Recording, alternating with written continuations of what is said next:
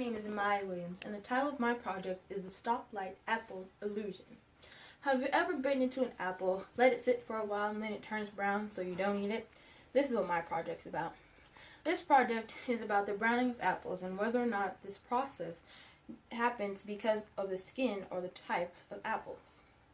So that leads to my hypothesis, in which if 3 different skinned colored apples, known as the red delicious, the golden delicious, and the Granny Smith apple, are exposed to oxygen, the apple that is believed not to change drastically is the green apple, or Granny Smith apple. Because thoroughly green apples are sweet alone, and sugar is what people use to preserve them. Leading to my background information. Apples are considered a pome fruit. Pome is a characteristic fruit of the apple family in which the edible flesh arises from the greatly swollen receptacle and not the capsules.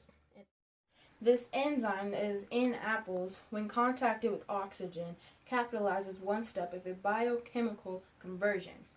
Leading to my materials.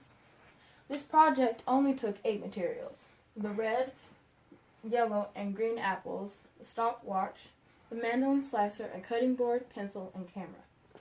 The procedures taken for this project were first grabbing all needed materials.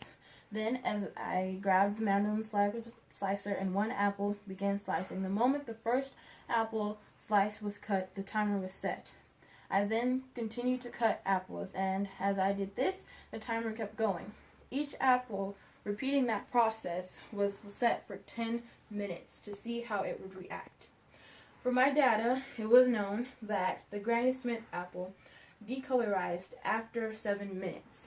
For the red and yellow apple, they decolorized after 5 minutes.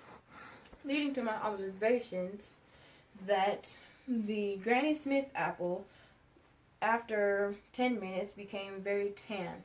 The red delicious apple became pale as well. All the flesh changed, but as taste, the red apple became bitter, the green apple stayed the same, and the golden delicious apple was tolerable.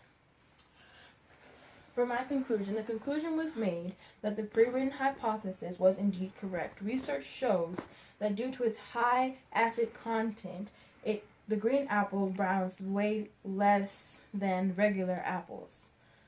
This is the first 1 to 2 minutes of my project where the apples did stay the same.